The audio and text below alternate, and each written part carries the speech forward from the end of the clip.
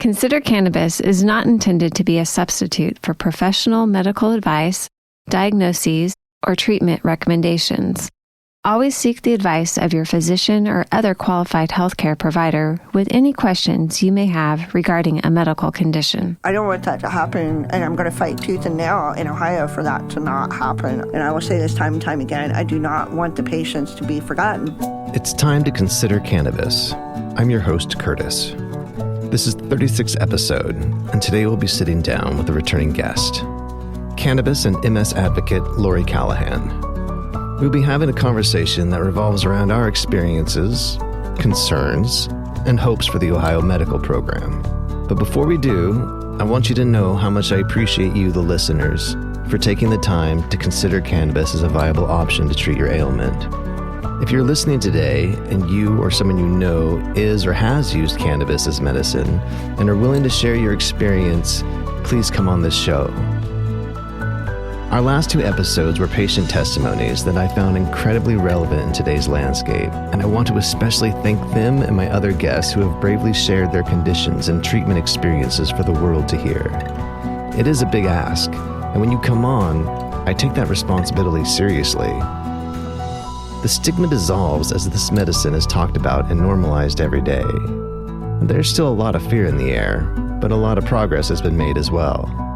Some cities have had success with decriminalization efforts, while other cities like Austin, Texas, continue to receive pushback from law enforcement, despite the moves by elected city council officials. The question of whether or not we live in a police state seems to answer itself. Meanwhile, as reported on Forbes.com, the World Health Organization has called for the whole plant marijuana as well as cannabis resin to be removed from Schedule 4, the most restrictive category of a 1961 drug convention signed by countries from around the world. The World Health Organization is also calling for Delta-9 THC and its isomers to be completely removed from a separate 1971 drug treaty, calling for them to be added to Schedule 1. Now, most cannabis activists like myself would like to see this plant completely free from man's written laws that limit access to this medicine. But until that happens, let's sit down with Lorrie Callahan and we'll consider cannabis together. Being that this is a medical cannabis podcast, I don't think we can get away from just discussing a little bit about our experiences being able to acquire the medicine. Right. Okay, well, I'll just jump right in. Sure. How do you think the program is going since dispensaries have opened in January? I feel like I'm going to interview you. For who? Right? Who are you asking it's going well for? To anybody, because like anybody that's watching, since January, it's been a rocky start getting everything up and going. The prices, I mean, they have come down a little bit, but they haven't. I don't think they've come down enough. I don't think they've come down to where any of the patients were expecting it to. Right. And it's been really hard for me and other families that I know. I mean, you're in my house. We have a nice house. We're not financially struggling. Right. But when it comes to all of a sudden needing to switch my medication from something that the insurance paid for to something that I've got to pay for completely out of pocket. Right. Something that's working and not giving me the negative side effects that I was having before. And I know this is like beating a dead horse with these talking points. Right. And it's honestly something that frustrates me editing these episodes all the time, re-editing the same talking points, that this isn't fair for patients. This isn't It's not doable for a human in our culture today. In my opinion, when's the last time you've been to a dispensary? I was just at About Wellness a couple days ago, maybe a week. Is it still pretty busy down there? They always have people in there. Right. I've never waited longer than an hour there, and that was like when it first opened. Yeah. How do you feel about, have you had any edible products or anything? Yeah, I've tried a couple of different gummies. How'd that go for you? They went okay. Honestly, I don't like the way gelatin sits in my belly. Like, I don't like the feel of it. It kind of gives me like a kind of a queasy feel. Okay. So this is Curtis, everybody. Hello. How are you? He was going to jump in and say hi. I don't know that we have been friends for a while. Yeah. And I'm pretty sure that you've been following like some of my reviews that I've done on different products and stuff. Yeah. I don't think there's a big enough selection yet of edible products, or even, I know people like to have wax and shatter and stuff like that because it helps their pain a little bit more. Do you think that the amount of dispensaries is enough, or that we need more? I definitely think we need more. Anytime you're talking about limiting access to medicine for citizens, I think that, if you're going to limit it to certain stores and certain places are only going to be able to sell it, then you need to have as many of those as possible for patients to be able to get to. I think it needs to be doubled, at least. I mean, there should not be a need for ride shares to get patients to be able to get to their medicine. That's garbage. Agreed. Because I know a lot of people that are watching, especially in rural areas, like where I live up there by the Dayton airport, they can't even get to a dispensary because we have 2 dispensaries that have opened in Dayton, but it's still a long distance for them to travel. And some of my patients on my network can't even drive. So it's like, why are they just doing it in certain areas? I'm trying to figure things out. I missed the last advisory board meeting because my mom was in the hospital, but I think that the way they're trying to reinvent how a medical cannabis program goes, they're not doing it correctly. And they have the new patient advisor or whatever he is up there on the board. But I don't feel like they're really, really listening to patients. Do you? When was the last time that patient advisor talked to a group of patients? Well, at the last advisory board meeting, he had set up something to where patients could come up there and talk to him. That's so cool. It's so awesome that he did that and let everybody know that opportunity was available to him. And then, you know what else was cool? The way they offered transportation for the people who really needed to be able to have their voices heard, get there to say the things that need to be said. Right. It's awesome of him to do that. They didn't put it on social media as much as I thought that they should. The problem I have, and I'm just so truthful and honest about all this, the problem I have with who they replaced Bob with is he is a cultivator. So isn't that a conflict of interest in a way? And how can he be a true patient advocate if he's a cultivator? Is he a patient? I don't know. I don't know much about him. Does he have a qualifying condition? Like, what is he treating? Like, was he saved from cancer from it? Things that make you go, Things that would make me think, yeah, that guy's totally qualified. He should definitely be a patient advocate.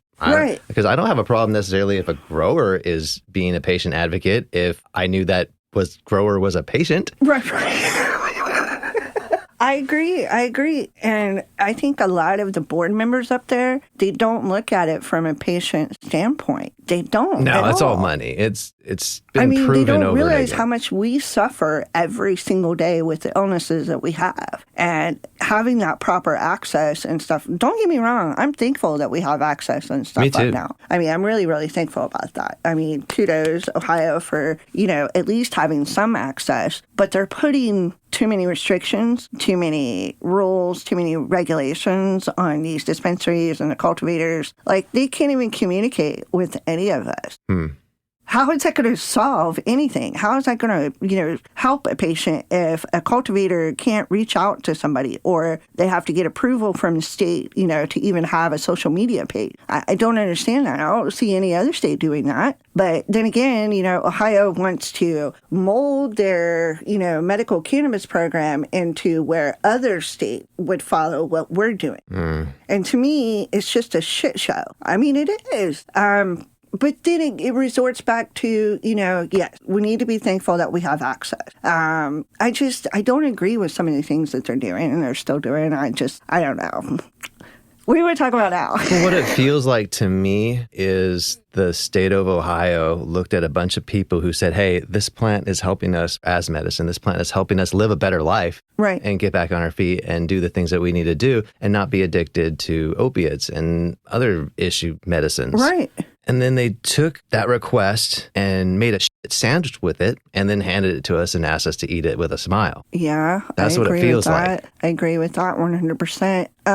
I do know that there was a cultivator or a dispensary or something that put on a discount or they're doing something to help the opioid crisis, which I think is fantastic because since we've had access, I have been using those Wana gummies. Have you had those yet? Mm-hmm. Man, which ones? I've had them all. Which ones are your favorite? The sativa ones. The mango ones. Okay. Yeah, those are the ones that get me up and get me going and can get me through the day and stuff. So I'm thankful that Buckeye Relief partnered with Wana, but also I'm not thankful for the shadiness of how they've gone about stuff. Like, there is a dispensary that's just sitting there in Beaver Creek, not open. I mean, and there's so many patients in that area. My folks live like 15 minutes from that dispensary. And the reason they're not opening is because they flat out lied on their application. They did. They lied on their application. So why take something that's supposed to be good and help patients and twist it and corrupt it in order for it to not be open? Why would they do that? And these are out-of-state people that's doing that. I'm just being honest here. You know, I don't understand why they would have to do something like that. And then they purchase a building or something, and it's just sitting there, and we don't know if it's ever going to open. You know, I mean, they're denying access to that whole area there. And there's many MSers in that area that could go to that dispensary. So I don't understand that. You know? Right. Well, what would you like them to do? I'm just curious. Like, what would you like them to do? What do you think is the opportune or the best solution? You think they should just let them open even though they lied on their application? That's a good question. I mean, I don't know. I really don't know. I don't know what the lie was or... What I would like to see is the state work with that particular dispensary and get it open because it needs to, I mean, it's finished. Everything's finished on it. The parking lot's finished. The building itself is finished. If they could somehow, I mean, even if they have to fine them or something because they didn't tell the truth on their license or whatever to get them open, then fine them and let them open so that those patients in that area can have access. I don't understand, you know, power. So someone's name was attached to the application yes, that should not have, that their name should not have been. It didn't have anything to do with what they said she was doing on the license or something because the license said that that they were in a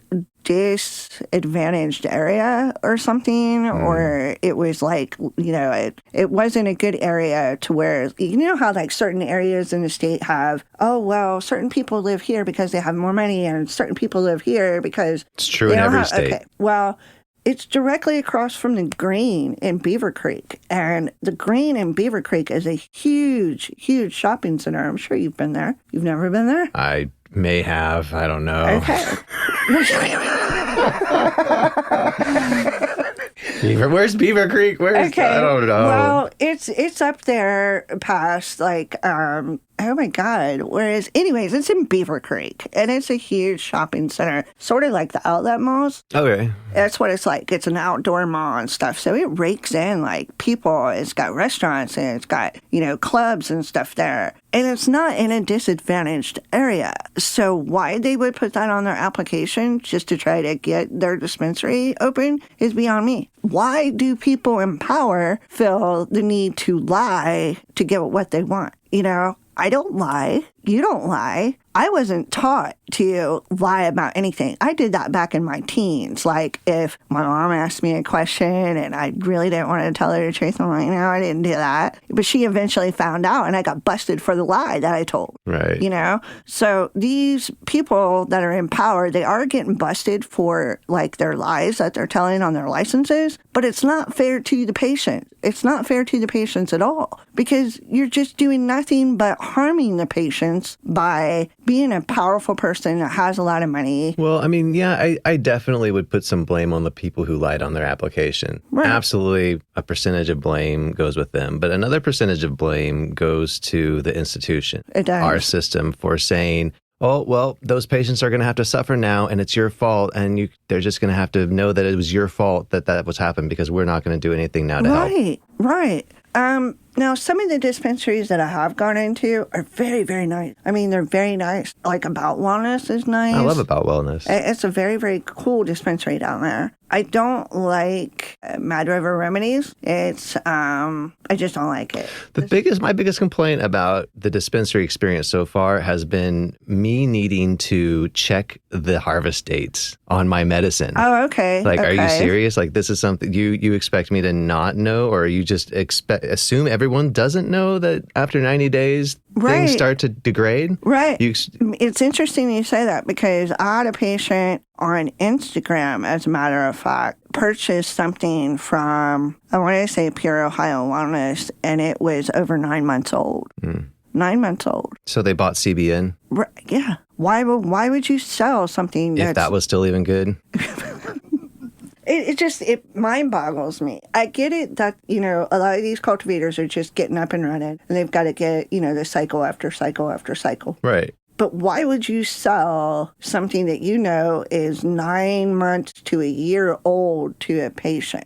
Because it's kind of misleading in a way. It's sketchy. It is. It's sketchy. You're supposed to be selling people medicine. And all medicine has a shelf life. Right. If you cannot deliver that medicine to customers before that shelf life is over, it's no longer good medicine and it's a loss. Right.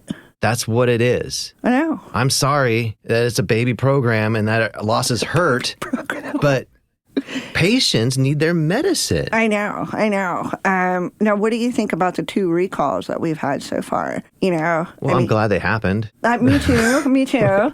I'm glad they issued the recall. I'm not glad that the product went bad. But people get up in arms about there being a recall. But what they don't realize is that there's going to be recalls in a cannabis program. In other states like Colorado, there has been multiple recalls on stuff. But that is a good thing in my thinking, because it's like, oh, okay, we're seeing the problem. We want to correct the situation. Let's recall this product and make it better or something.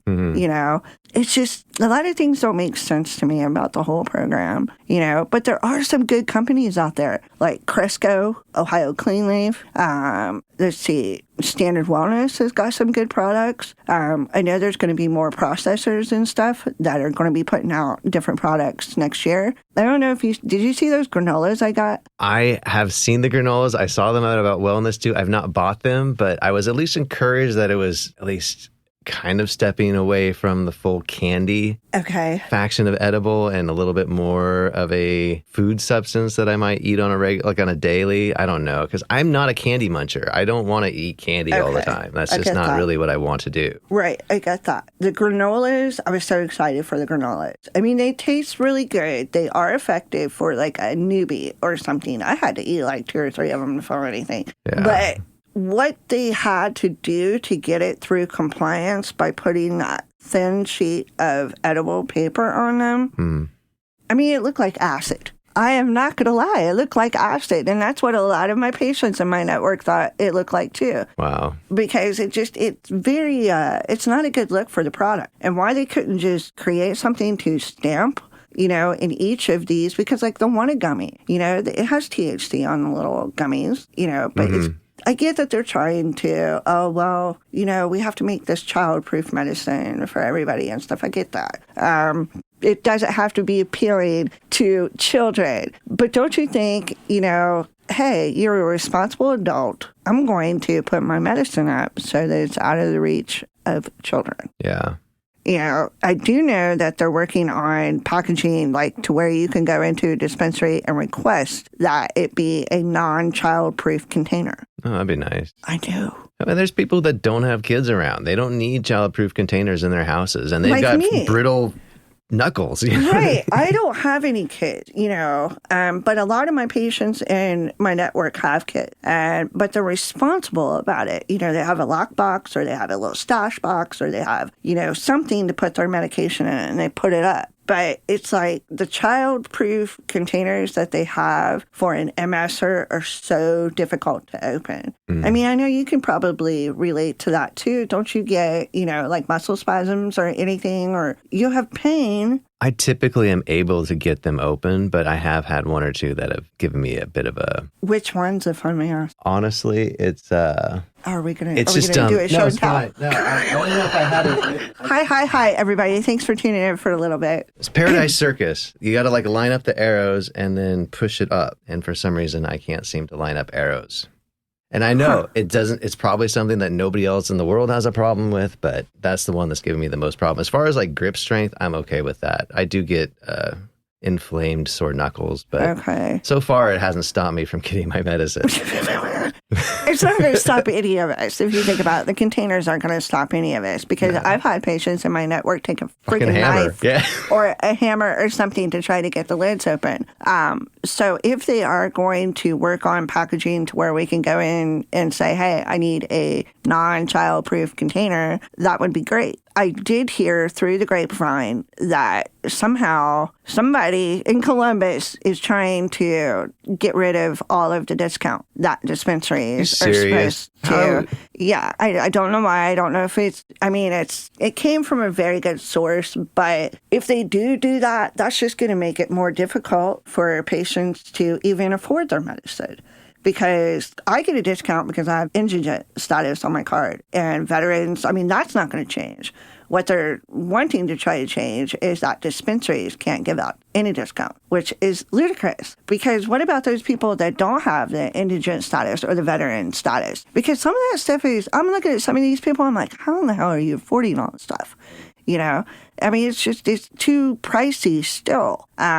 Hopefully, maybe next year they might work on that if we get more processors and cultivators, and I hate to say the word competition, but it kind of does give a sense of competition when you have more cultivators and you have more processors around because they want to give the dispensaries a chance to say, hey, we've got more selection of products, so let's drop our prices. So how do you feel about the prices? I think they're a little higher than I'd like to see them. I don't think that I can medicate the way that I should. Right. You can't manage your symptoms right now. Right. Yeah. See, that's how I feel too, because those wanted gummies, man, those have been my go-to. It'll show on the computer how many times I've purchased wanted gummies because that's all I've been getting. And that's all I can afford sometimes. And so maybe next year we'll see a price drop. I don't know. What I would like to see happen, and I hope somebody in Columbus is watching this, what I would like to see happen is a private meeting or something of like a patient roundtable up there, or at the advisory board meetings, if they are going to have any of more of those meetings, they should allow public comment. I don't understand why they would still want to keep everything so hush-hush and why they don't want people speaking up for themselves or anything like that during a meeting. I've never understood why they won't allow public comment on any advisory board meeting up there. I'm pretty sure they don't allow public comment at the pharmacy board meetings either. I think that's taken away somebody's freedom of speech in a sense. Well, okay, so I would say yes, but at the same time, I do not expect anything to change in Ohio until the patients actually show up to Columbus and storm the castle. Okay. I really don't. I don't think anything's going to change. I think that the establishment believes they have the program where they want it so that their friends can make the money that they want them to make, and they're not going to change it. I really don't. I do not believe that it's going to change until the people do something to change it. Now, I understand hearing Curtis, because I'm really wholeheartedly agreeing with Curtis. I do know people that have tried to get patients and stuff up there together. You've been up there. I've been up there a couple times too, and a lot. I wholeheartedly agree with that. I don't think anything will change until there's more people like you and I and the people that I network with and speak out about how they feel about the program and stuff. I wholeheartedly agree with that. I know there's I see a lot of different things on Facebook from different activists, and God bless them all. I hope Godspeed to every single one of you. Right. I hope you're all successful. I know that there's even a home grow initiative that people are trying to work on getting on the ballot or collect signatures for. I'm sorry, my home life is so crazy right now that I just don't have all the. I told you when I come in, I was like, you look stressed, man. Yeah, well, we can get into my family life in a little bit if you want, but. I just don't know how much you think something like that will help the situation. Like, do you think that if the citizens said, hey, we're going to pass a home grow law, do you think that would help the situation at all? I do, because I think home grow is very therapeutic. There's been dozens of research articles that I have read that it's therapeutic for PTSD patients, because when you grow, it's like, you can see my eyes light up. When you grow, you're seeing that plant come to life before your eyes, and you can nurture it, and you can, talk to it even if you wanted to. And it's been proven that that's therapeutic for patients. my thinking is if Ohio was to allow home grow, that would be great. But maybe they're trying to shy away from home grow because they're thinking, oh, well, that's going to take away from our business and the dispensaries and all this stuff. I don't think it would. I mean, it would in a sense, but it would allow patients to feel a little bit better about just having marijuana. And well, it would make them feel a little bit better about the prices that they're not dropping for us. I mean, if I can't afford it all the time and able to grow a plant, then when that plant is ready for harvest, it gives me a little bit of a financial break. And I can start putting a little $20 here and there away for when this plant runs out and I've got to go back to the dispensary to buy again. Right. I mean, I don't think that it's going to hurt them as much as they think it's going to hurt them. Right. I think that they're not getting that money from those people already. Right. That's true. That's true. Because when I went to Oklahoma is banging down there. I mean, they've got a great program. They've got great dispensaries and stuff around there. I mean, like, you see dispensaries practically in every shopping center. They allow home grow down there. They allow patients to grow up to 6 plants. We're talking about it, Oklahoma being in the Bible Belt, a state that I never thought I would ever see pass medical marijuana. But they allow patients to grow their own, and it's not taking away from any of their business in the dispensaries, because when I went to a few of the dispensaries down there was people in there. They have a nice selection of products, better than what we've got here. It's almost like Oklahoma gives you a recreational feeling because it's not open and it's not free down there. And I think a lot of the people that are running this program in Ohio are still scared to death of cannabis. And I don't know why. I don't get it. I mean, do you feel better on some of the things that you have been getting from the dispensary? Because I know I do. Oh, yeah. I mean, so why wouldn't they lower the price if somebody is, like me, a patient advocate, saying, hey, this shit is working for me, Why man. the F aren't you lowering the price when the medicine is expiring? Don't lower it after it's expired and then sell it to me like I'm getting a frickin' deal. Right. Because I just wasted my money on. We don't know anything. They think that we don't know anything. And I understand your frustration with that. And I'm sorry if you got something that was. It is what it is. Learning process, Yeah. I got something to bitch about on the podcast. That's true. So, okay, well, see, like my friend Donna, she's like, growing helps me immensely, and I know what I'm getting. Yeah. So, I mean, it's very therapeutic for anybody to grow. As long as you are in a home and you have it, in your backyard and you're taking care of it and you have it like blocked off or whatever you need to do, who the fuck cares if you're growing or not? I'm all for home grow. I think it should be written into the law that we are allowed to have up to 6 plants or something. There's so much good, there's so much bad, and there's so much in between, like I was telling you. Yeah. And it's just, I don't want to bitch too much because I am so thankful that we have access now. Because if you think about it, the last time we did a podcast, I don't even think there was any dispensaries open. No, there weren't. Oh, okay. So, I mean, you've got one kind of close to you here. Well, you've got 2 kind of close to you. Yeah, I got Strawberry Fields now also. The Strawberry Fields, and you haven't been to that one, No, say. I haven't. Okay. Well, I've been to the Strawberry Fields in Dayton. It's really nice. It's really, really nice. I've heard good things, just haven't been there yet. Right. So there are a lot of good dispensaries and there are a lot of good companies that are for the patients in Ohio, but it all resorts back to it's that P word, price. And I know that a lot of people still bitch about that. It's the price of it. Because when I went to Oklahoma, I was shocked. I was like, oh my God. I mean, I could get an entire thing of like gummies or something for like $20. Wow.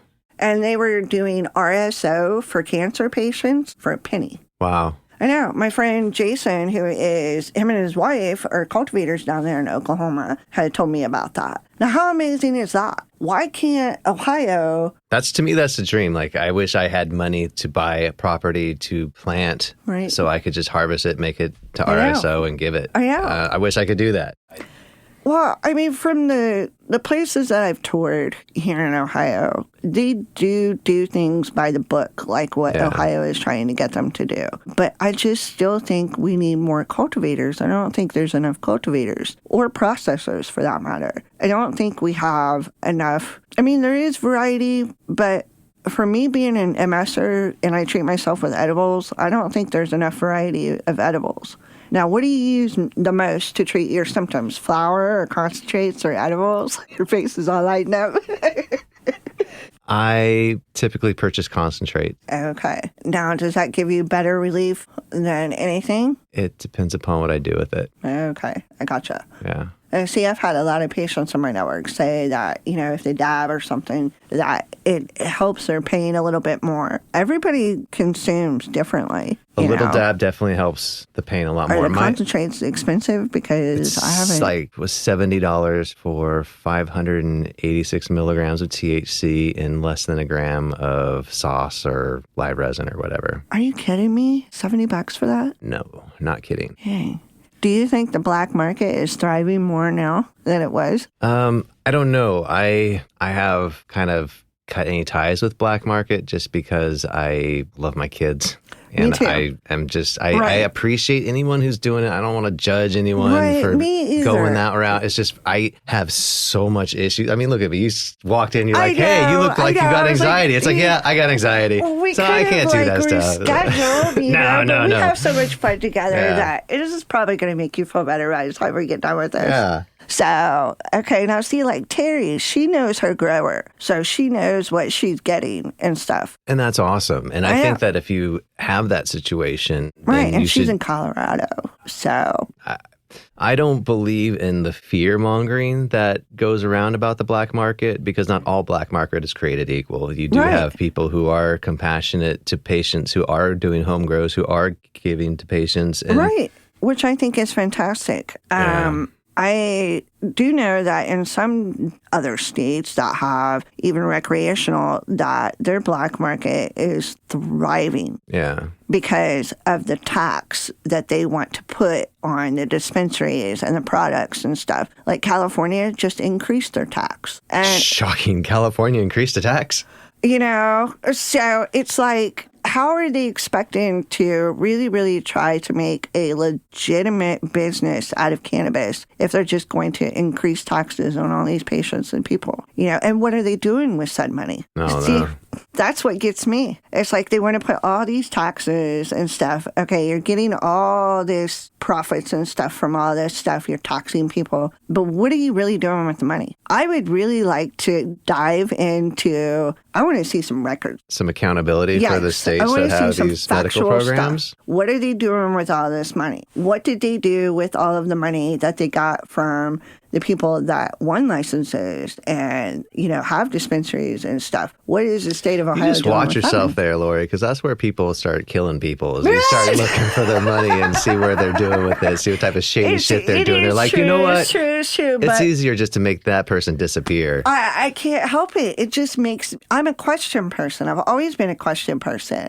And it's like, they could put that money back into communities. They could put it back into the roads and stuff. Like on my way here, I was like, man, that road needs fixed. This road needs fixed. We have all this revenue and stuff coming in from medical cannabis and stuff. Why not put it? Are they putting it back into? Could we put a little bit into research and development for better roads? Because I feel like what we're making just isn't cutting. Right.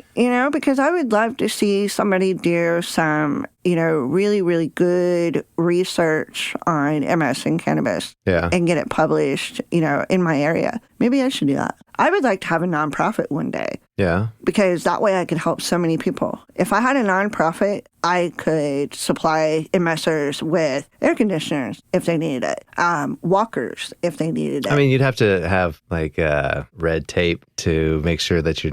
I don't know anything. No, well, to be a nonprofit through the government, to have a registered 501c3, like with a church or something, you would have to, if you were to give away money to people like that, there would have to be some sort of proof of need. And then there'd also have to be, you'd have to check to make sure that they're not getting funds from other government programs because it's ugly the way nonprofits start to... I know. And then I know there's people that have nonprofits that are receiving donations and using it for themselves. It's sad. It's really, really sad. You're not benefiting anybody. You're not helping anybody. So why even fucking start a nonprofit to begin with if you're not going to take that money that you're getting donated to you and give it back to patients? I thought that's how it worked. But when you find out that somebody just started a nonprofit just to benefit themselves, I don't understand that. It just goes all back to greed. I mean, what are you for? Greed are you for is the yourself number or are you one for thing. others? We're not the only state that is, unfortunately all about greed. Do you see the program getting any better? What would you like to see the program? What kind of changes would you like to see within the program? Access in the sense of more dispensaries, access in the sense of more growers so that there's better price wars. Right. Better access in the sense of home grow, better access in the sense of expanding qualifying conditions. I know. It's really amazing to me that they shot down autism for a qualifying condition. I'll just tell you what, my son right now refuses to go wherever we want him to go.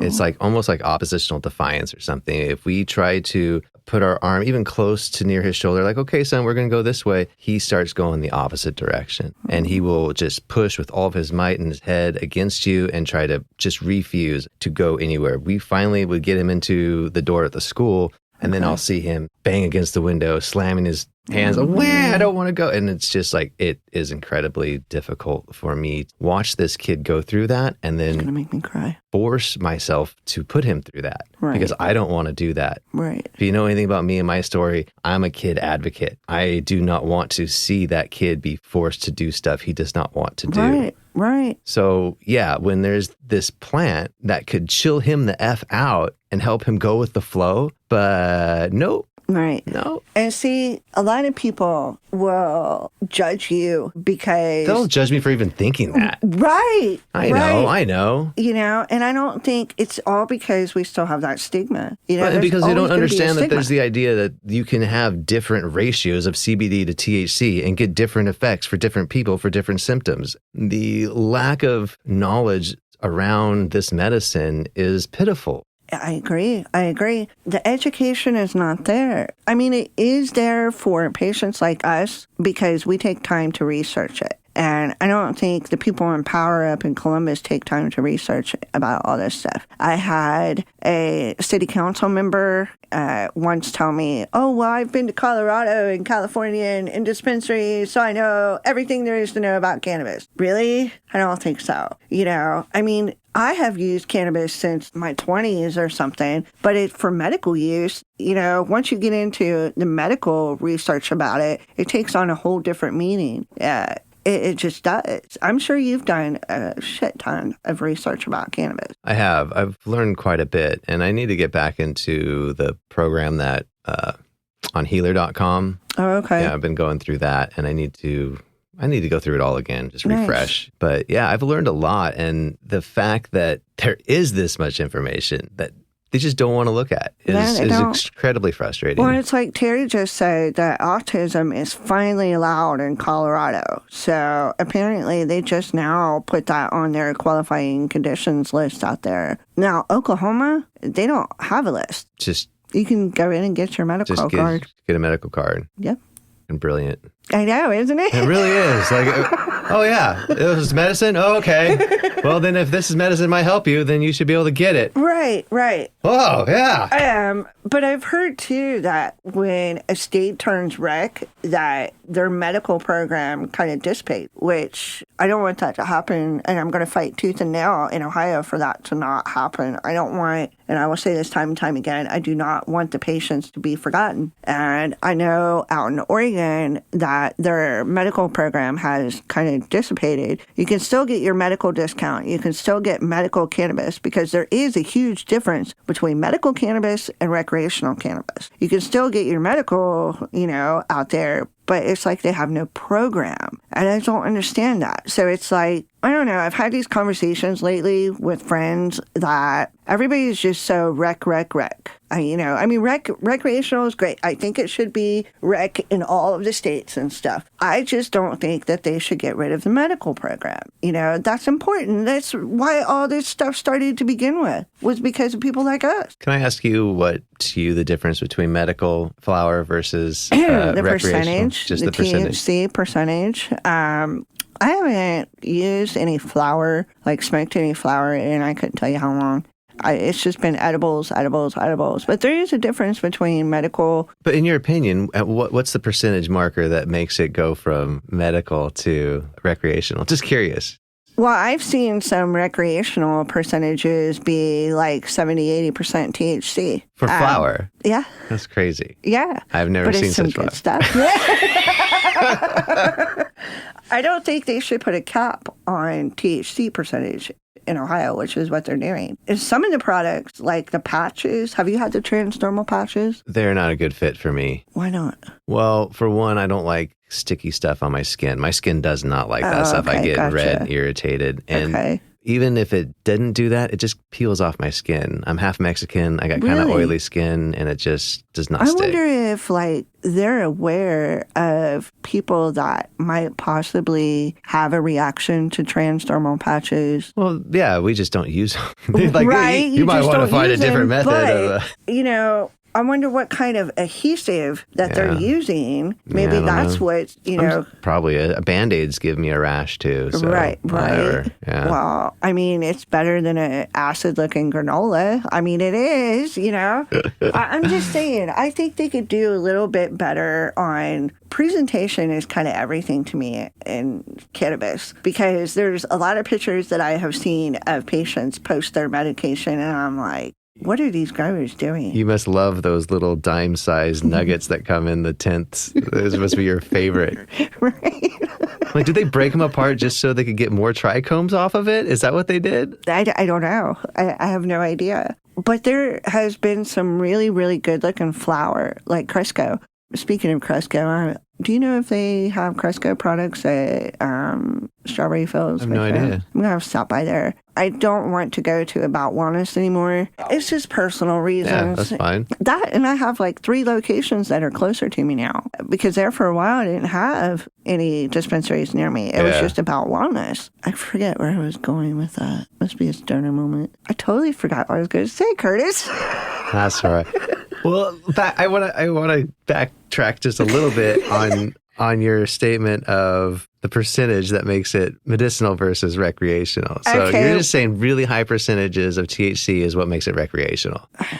It depends on what state you're in and who you're talking to. So, and I'm just curious. So, do you mean that I think if they had higher percentages of THC in their products here, that we would have better medical stuff if they didn't have that cap. Because the state of Ohio has put a cap on the percentage of THC that you can have in your product. I think that's stupid. I don't understand why they have to do that. But yeah, there is a difference. Some recreational that I've had could almost be black market junk weed, because the percentage was what they said too high, but it's really not. Because when I was in Oregon, I mean, I was like high 24/7 when I was in Oregon. It's a rec state. I mean, what are you going to do in a rec state? It was like Amsterdam to me, I think the higher percentage of THC and a good high percentage of CBD can really level somebody out a lot better. So the reason I ask is because when I go to About Wellness, I had someone say, okay, well, here's our sativas, here's our indicas, and here's our medical. And they pointed at the high CBD when they said, here's the medical. And I don't remember exactly who it was. Are y'all hearing that? Did you hear what Curtis said?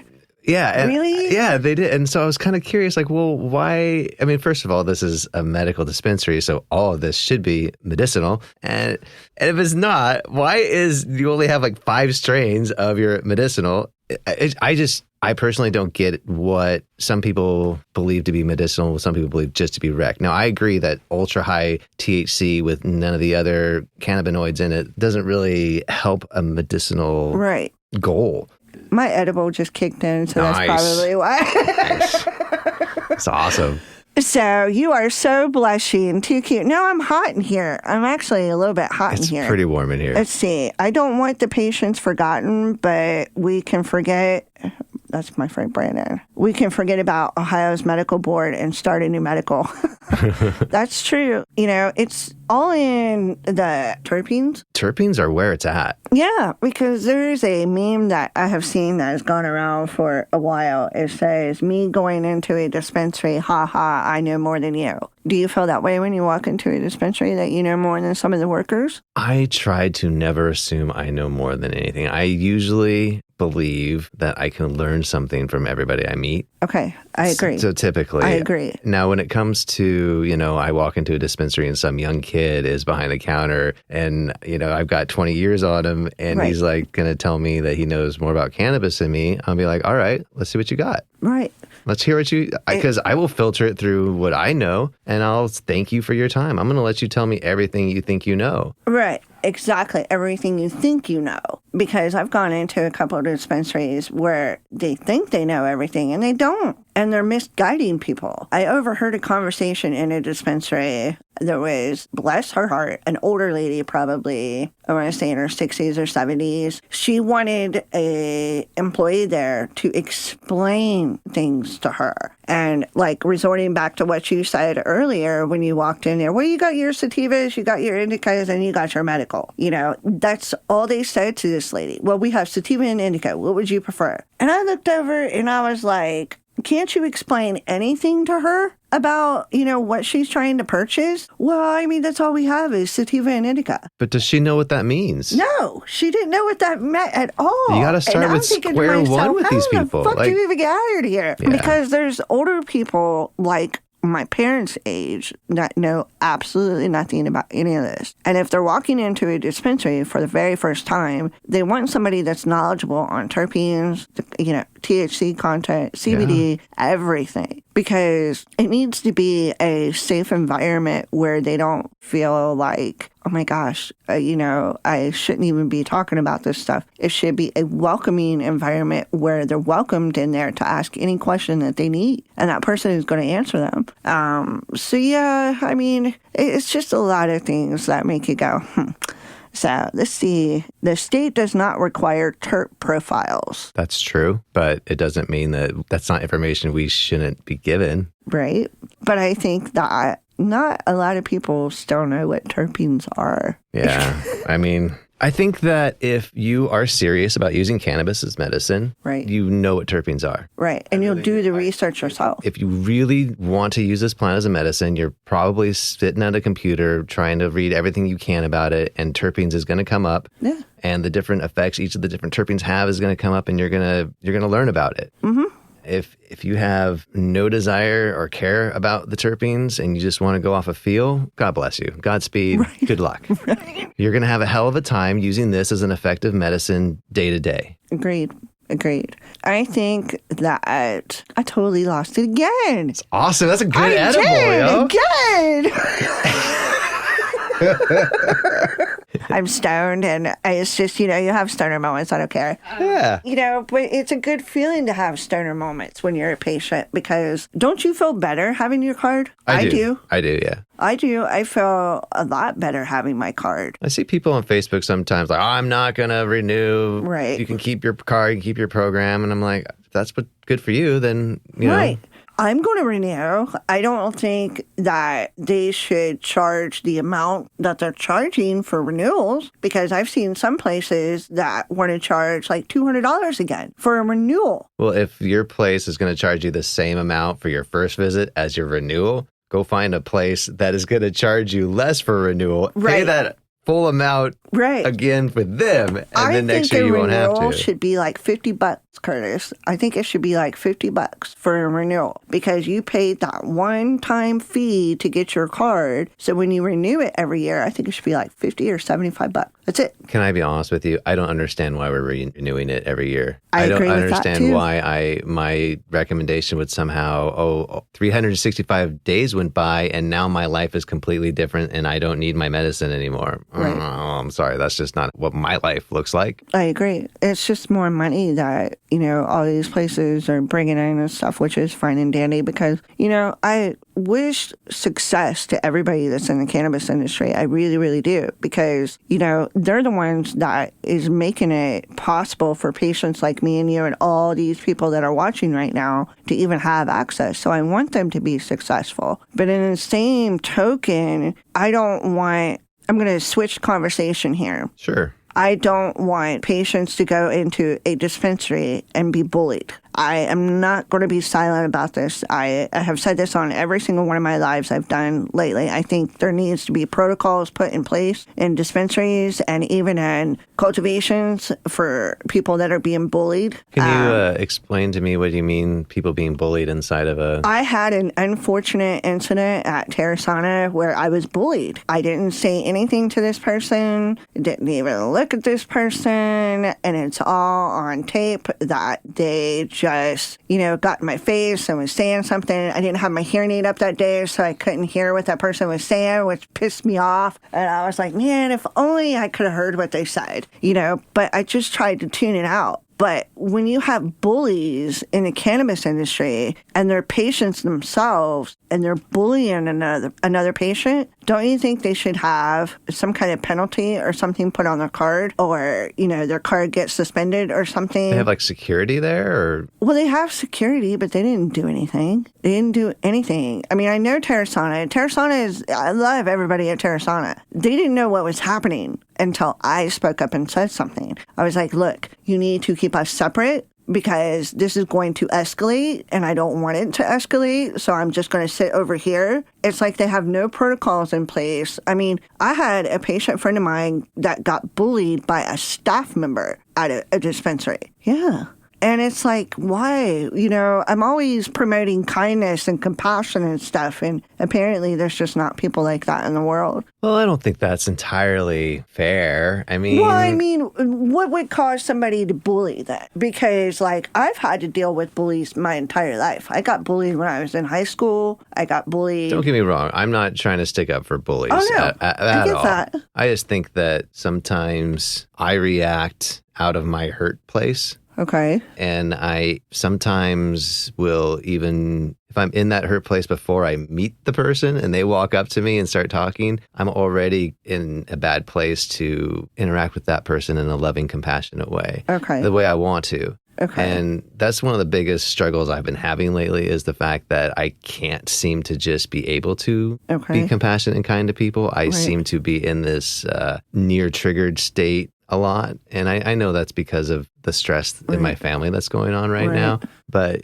yeah, so in some ways I want to say, well, let's not just, that person could have been just having a really shit day and then... They could have.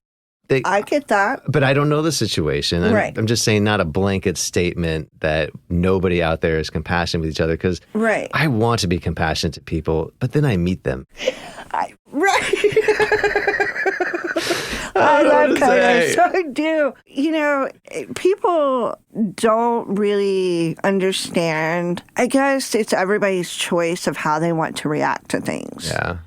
Per se, the patient that I knew that got bullied by a staff member. Yes, maybe that staff member was having a very bad day and they chose to react in anger or something like that. First of all, I'm sorry, but let me just pause really quick. Sure. Staff member at a medical dispensary to a patient, that's bullshit. Right. You need to be suspended. Or you need fired. to take some time. Well, maybe fired. Maybe. It depends upon if that's really, if that's their character, then yeah, they need to be fired. If they were having a really shit day and they knew that person and that person can do better. Right.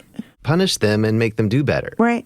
I know. It's just, I try to ignore the negativity a lot because if I was to really dive into the shit I see people do, it would just bring me down. And so I guess my reaction is, well, go do what you need to do. I'll be over here all happy and glowing and, talking about cannabis and stuff. But when you have a person that's in the cannabis industry that is repetitively harassing and bullying not just me, but other patients too, something needs to be done. Something really, really needs to be done. I mean, you're talking about just on like social media, someone being... Well, in social media, in the dispensary, in the world, and everything, yeah. Because this particular person has done it to multiple people. And I don't understand why. It could be, oh, well, I'm jealous that this person is getting more attention than me, so I have to cause a scene or something. Who the fuck knows what's going on through their head? But I just think that dispensaries and cultivators need to be aware that there are bullies. I mean, we're always going to have bullies in life and stuff, but I just want patients to be able to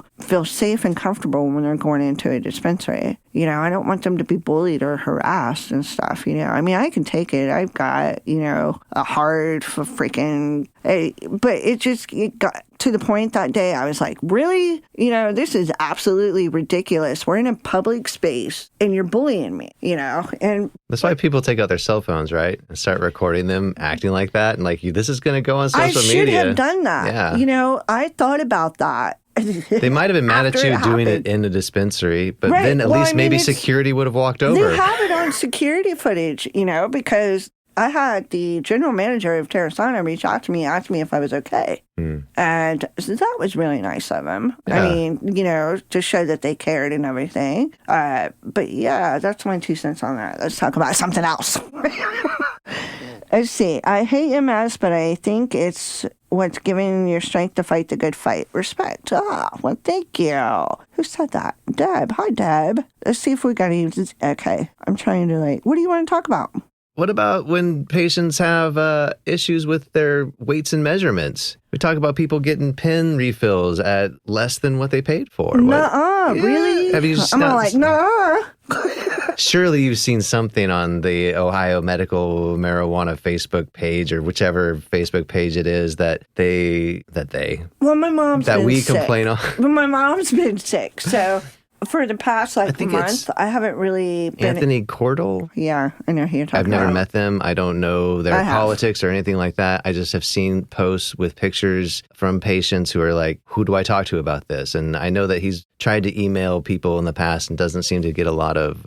response from him? Yeah. Okay. So to me, that's a huge issue. It is, because if that's coming from a processor and you're not giving the amount of what it says on the package in the product, you're taking medicine away from that patient. So now I haven't seen anything like that. I've heard, people not getting the exact amount of flour and stuff like that. I actually had a container of Wana gummies that had 12 in there. Whoops. And it's only supposed to, I know, right? Whoops. It's only supposed to have 10 in them or something. But as far as the oil and stuff, because a lot of people depend on that kind of stuff. Yeah. And for them to take away weight out of the product, wow. And I think that's one of the problems is they're saying, oh, it's the dispensary's fault. The dispensary's saying, oh, it's the processor. And nobody wants to take accountability.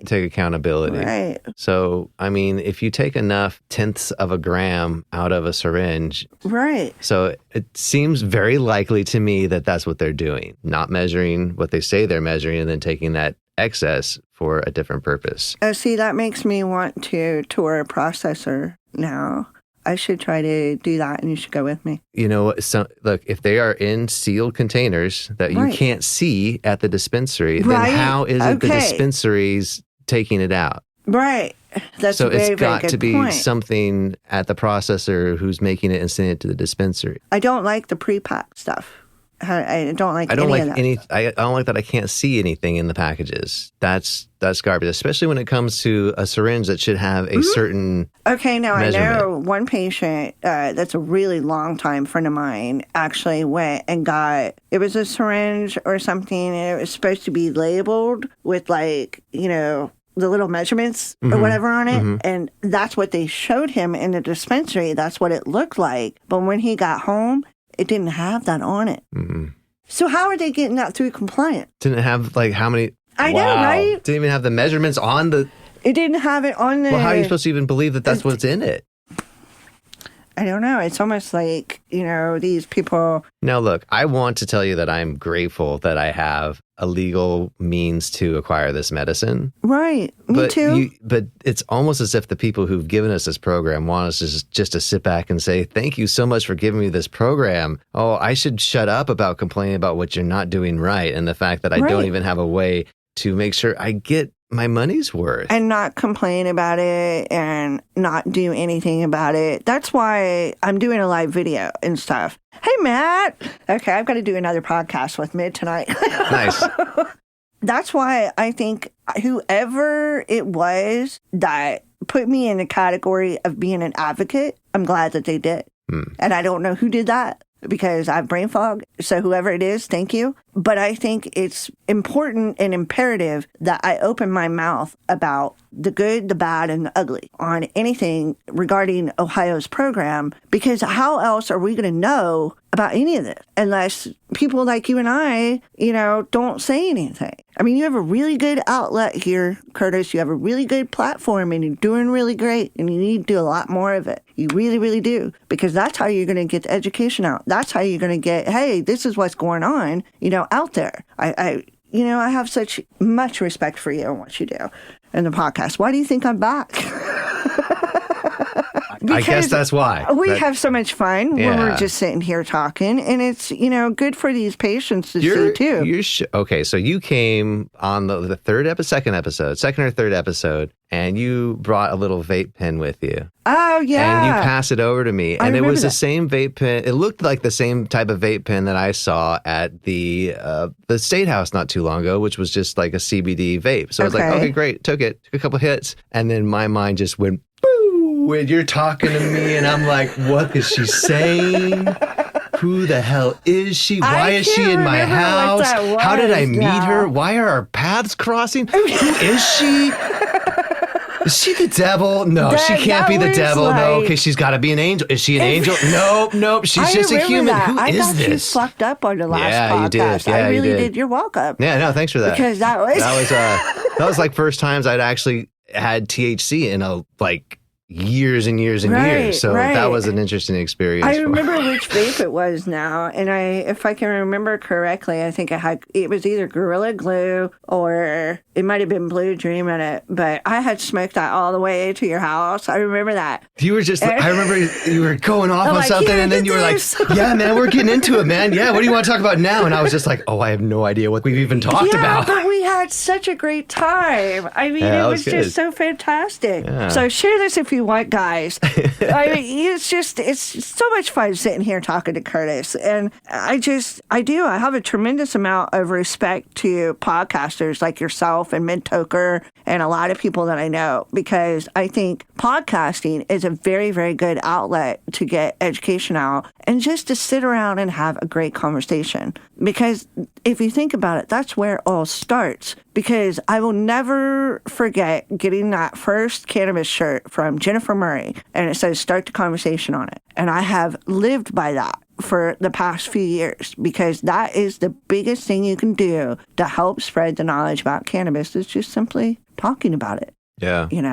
And there's still, I think the state of Ohio is a little bit more relaxed, because I talk to people everywhere I go. I'm like, cannabis this, cannabis that, MS this, MS that. And I think that a lot of people are getting more relaxed with cannabis in Ohio. Do you feel that way or no?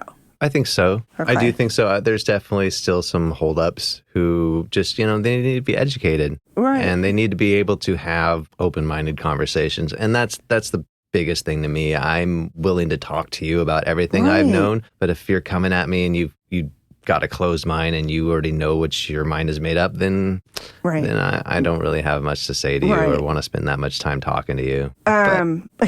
Deb says Black Market Lives Matter.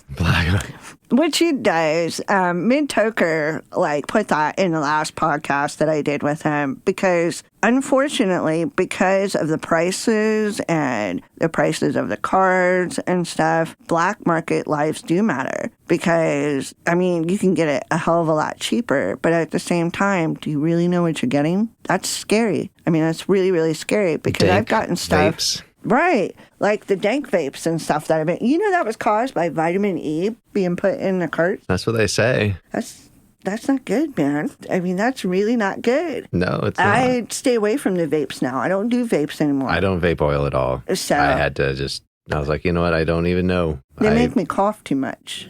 I don't like them, so That's not a good sign, or right? People are having lung issues, cotton lung or whatever you call it. It's like, well, it's making me cough a lot. Well, filling me with confidence. I can't even remember the last time I did a vape, y'all. I can't even remember the last time. What do you think about patients' rights to create their own edibles? To create their own edibles, I'm all for it because I've made my own edibles. Yeah. I'm all for that. Do you feel like they have that right now? In the black market, yes. See, that pause right there was enough to tell me that, no, I don't think you do feel like a patient who has a card black should feel good about going. Yeah, if you was to go buy like a freaking ounce or something black market and stuff, you can make your own edibles and get a lot of edibles and stuff out of it. But I just saw a post where Ohio Clean Leaf has like a big bucket out now, and it's like 24 days worth of marijuana in it. Have you seen those? Mm-mm. You haven't. And they're like big buckets now. I saw them when I went and toured their place last time. They're like big buckets about like this big, and it's got a little handle on it, and it's full of cannabis down in there, just flower. And it's like, I want to say $300 or $400, and it's 24 days worth of cannabis down in there. But the different dispensaries that are different prices and stuff. Now, that container itself would make a good chunk of edibles for a person or last them for a long time. But what they're charging for it, God. I mean, you can get that stuff cheaper in black market. Yeah. You know, or you can have that much stuff if we had home grow or something like that. So, yeah, that's an interesting question. Well, because I remember Glenn Keeling was charged with had charges for manufacturing things that has left me with kind of a concern about ever potentially thinking about, you know, making my own tincture or making my own edible or making anything other than stuffing it in a vaporizer. It's certain counties still that are still instilling that fear in patients' minds to go, oh my God, if I go to a dispensary and I get this stuff and I make it at home, if somebody narcs on me or if I get caught doing this stuff, they're going to, you know, put a manufacturing charge on me or something. What they're doing to Glenn and Peggy is complete and utter bullshit. Yeah. I mean, they're facing like 50 years in prison or something. Yeah. And she has MS like I do. And he has Crohn's or something. And it's almost like Mercer County. I'm pretty sure it's Mercer County that they're out of. What they're doing to them,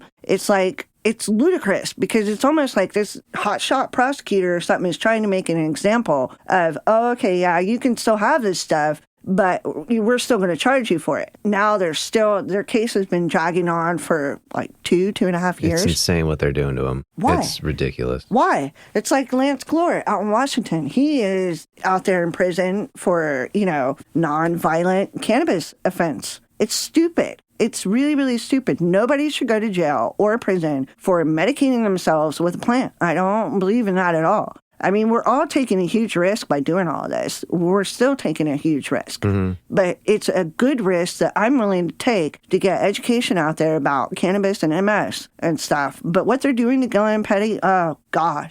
It's just unreal what they're doing. It's almost like they want to try to make an example of a couple of patients or something. I don't know. It's just so sad all around, you know?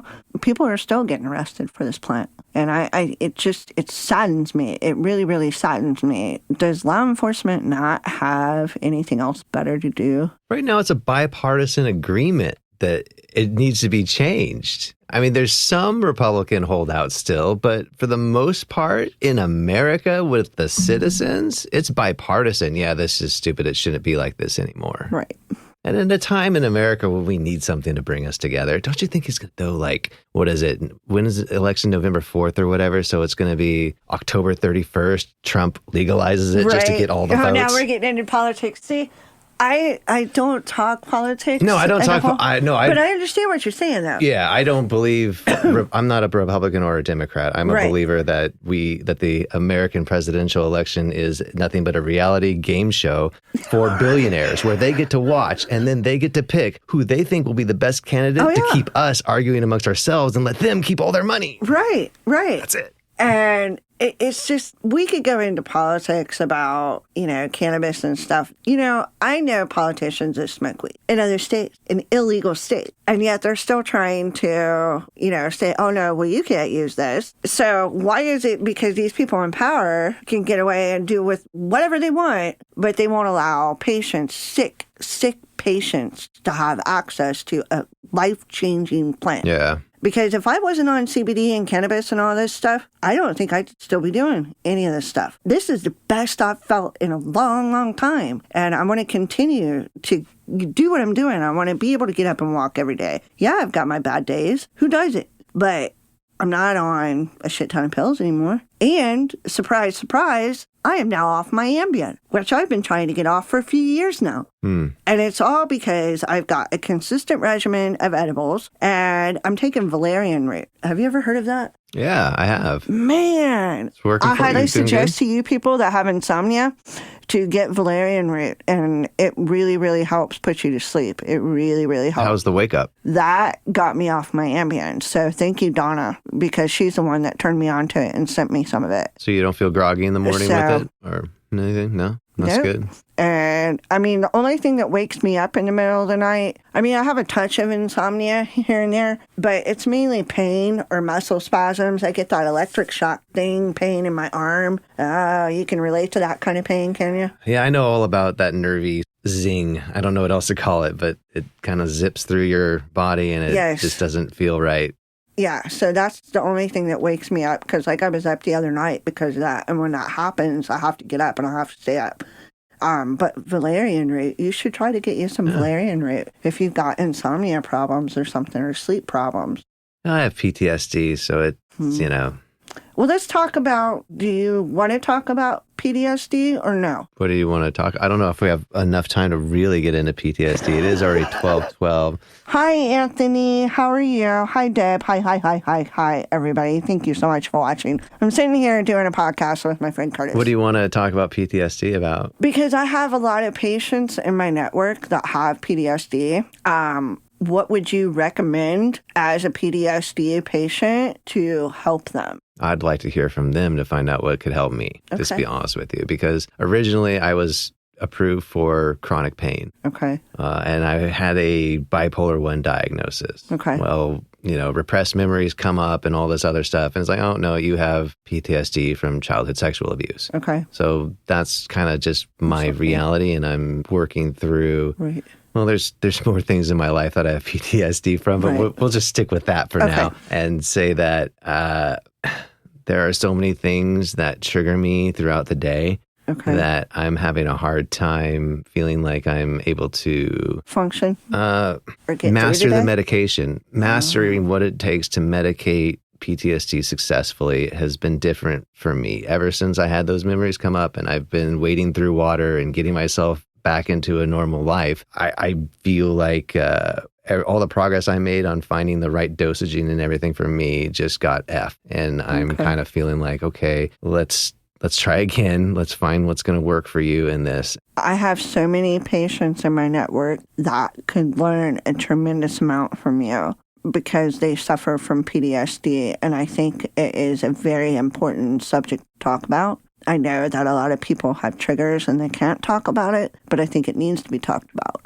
I think it ties in with mental health, issues and stuff like that. We should have like a patient discussion in here. That would be so badass. Really cool. Okay, guys, I'm getting off here. I'm going to give away a t-shirt. I'm going to pick a random winner when I get done. So I hope you guys enjoyed this, and I love you all, and Curtis loves you all.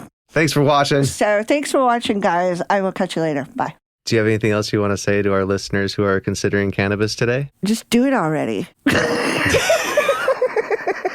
All right, Lorrie. Well, thank you for... Right. Just to educate yourself. I'm so blessed that we have a program. I'm so blessed that we have access. I want to continue my path of educating and getting MS awareness out there and PTSD awareness, because I am finding more and more people coming to me on social media that have PTSD. That's why I asked you, because I don't know much about that. So maybe we can talk and you can educate me about that. Yeah. So thank you for having me on, Curtis. Thank you so much for coming all the way down here and joining me. Thanks. Yeah. If you would like to be a guest and share how cannabis has impacted your health and wellness, send an email to considercannabisnow@gmail.com. You can also reach us at our website, considercannabisnow.com, where you can find all our previous episodes, as well as links you can follow to our Instagram, Facebook page, and more. If you have found anything of value on this show, please share it with someone else. Remember to subscribe for free and get every new episode delivered right to your phone. Thank you for listening. Join us next time as we consider cannabis together.